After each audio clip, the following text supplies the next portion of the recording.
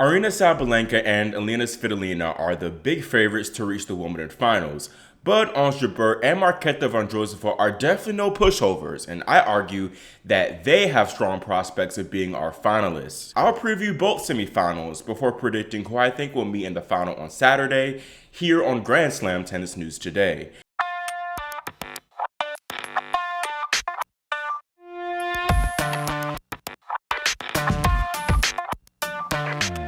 Hey, I'm Christian Basnight, and you're watching Grand Slam Tennis News Today. First, starting with Aryna Sabalenka, who's going up against Ons and Marketa, the Belarusian leads their head-to-head 3-1 and has won their last 3 meetings. Their most recent affair was in the round-robin stage of the WTA Finals last year, which the Belarusian won 3-6, 7-6, 7-5. The pair met here on center court in 2021, Sabalenka taking that one too in the quarterfinals, 6-4, 6-3. Second-seeded Sabalenka started with a comfortable straight-sets win over Pana Udvardi before being a game away from defeat in round 2, before locking in and eliminating Varvara Gracheva. Since that Gracheva match, Aryna's game has aged like fine wine, and she hasn't dropped more than 6 games in those remaining 3 matches. And these are really quality opponents. Blinkova is a solid player, and then Alexandrova, she led the head-to-head against Aryna, and she won Sir Toggenbosch. And then of course Madison Keys won Birmingham and was coming into the tournament playing tremendous tennis. What I noticed from watching that Sabalenka Keys match is that it's pretty much been the same thing that we've seen from Sabalenka this entire tournament. Just strong serving from both on the first and second serves. She's been playing within herself a lot more. She's far less error prone, but I'm most impressed by how well she's weathered the storms and handled the important moments to ultimately make the job easier for herself in the end. The best example of this was when Sabalenka fought back from 4-2 40 love down in the second set to Keys, and Keys was on serve, but Aryna managed to win the last 4 games of the match to take it in a pretty comfortable scoreline. She didn't overhit in those moments. She just trusted her game and her fitness and went for the big targets. And with her power, that was plenty good enough. Focusing on Ons, she opened with a couple of easy wins, and then she got her first test of the tournament against Bianca Andreescu in the 3rd round, where she stormed back from 3-1 down in the 3rd set to seal victory. The Tunisian has been a completely different player since that rain delay in that Andreescu match, clobbering Petra Kvitova 0-3 before getting revenge over Elina Rybakina from last year's final result. Looking at that JABEUR Wimbledon match, I was astounded by just how well Ons was playing. This is definitely the best tennis that she's been playing ever in her life. It's honestly kind of surprising because coming into the tournament, JABEUR was in pretty poor form, losing early in her lead-up tournaments in Berlin and Eastbourne. But, you know, she's one of those type of players that knows how to rise to the occasion of playing in a major tournament. So I guess I really shouldn't be surprised. But to see her go from that to literally playing her best tennis, that's quite a jump. She's also shown incredible mental resolve throughout this entire tournament, especially in the Rybakina match. She kind of fumbled the opening set against Rybakina, but she still hunkered down, showed incredible mental toughness, and just played outstanding tennis. JABEUR has been serving also very tremendously this entire tournament. She's been very clutch, serving aces and unreturnables whenever her back is against the wall, whenever she's facing break points. But not only that, she's been serving opponents off the court. She totally ran away with it against Rybakina in the end, which was a bit surprising to me because Ons isn't necessarily the best closer. Her back was against the wall quite a few times in that 3rd set. There were times where she was down, love 30, facing quite a few break points, but she stayed calm and found a way to get through. And it was not like Rybakina was giving her errors. I actually think Elina was probably the more passive of the two, but Ons just kept going for it.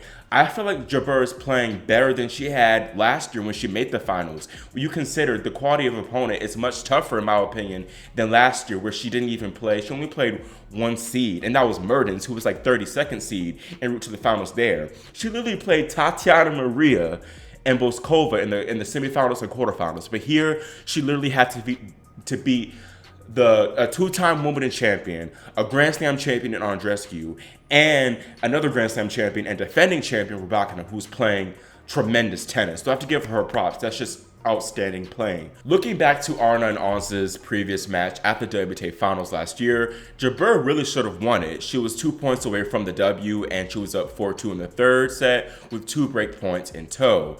Sabalenka upped the ante and just played the clutch tennis in the tight moments, while JABEUR's nerves and overall mindset got the best of her. I feel like, contrary to popular belief, this is not really a matchup of, Sabalenka, the big ball striker, against JABEUR, who just has a whole bunch of finesse. Ons knows how to crack that ball as well, and she knows how to go for her shots.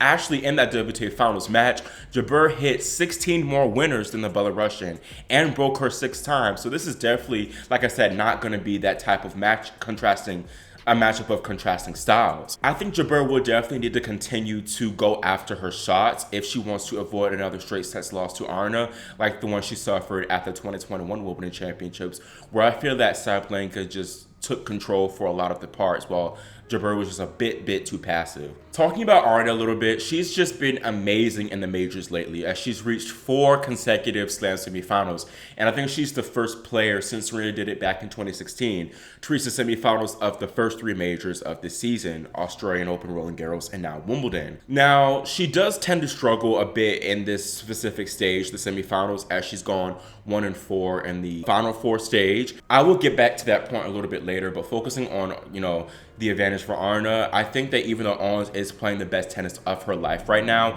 I do not think that she'll be able to sustain that level, and I actually favor Sabalenka game-wise here. However, I am worried that the moment might be too much for the second seed. This is probably going to be top 2 biggest match of Aryna Sabalenka's career. Not only is she going for her first Wimbledon final, where she would probably be a decent favorite to win the title with Iga Knight in the draw, it's even bigger. She's trying to become world number 1. If she wins this match, she would overtake Iga Swiatek for the world number 1 ranking, and that's something that she's talked about in interviews, wanting for a very long time. So to come this close, literally a match win away from achieving your lifelong goal of becoming world number 1, that's a lot for a player. And we've seen Aryna Sabalenka, she's gotten better with her mental toughness in the past 12 months or so. But she's still, as we saw with that Roland Garros semifinals this year, those old demons can come back to bite. If you don't remember, Aryna was up 5-2 in the third set against Karolina Muchova. It just completely collapsed and crumbled. I do worry if that will come into her mind if it comes time to close against Ons JABEUR. And Ons is going to be another player. She will not let up. She will not quit. JABEUR, meanwhile, she's kind of been in this position before. I mean, Aryna has 2 playing in a Wimbledon semifinal, but JABEUR has won a Wimbledon semifinal, and she's already, achieved the grandeur of making a Wimbledon final, while Sabalenka has not. So she'll have that advantage, and she already has that edge of knowing that she was literally in the same position last year. It's been 2 years for Sabalenka. And then also, JABEUR has not lost a Slam semifinal match, as she's won her 2 previous ones, the 2 she played in last year. So she seems to handle this particular stage fairly well. I also feel that Ons has the edge because she will be more prepared to play Aryna, as she faced someone of a similar game style in Elina, who also hits hard and is a big server, although Rybakina's serve did break down towards the end. JABEUR has more tools in the tool shed than all of Sabalenka's previous opponents, and she can use her slices and craftiness to throw off Sabalenka's rhythm and force more errors in the tight moments, like how Muchova did in that semifinal. As I mentioned earlier, I think it would be difficult for JABEUR to bring that form and intensity that she had against Rybakina to this match with Aryna.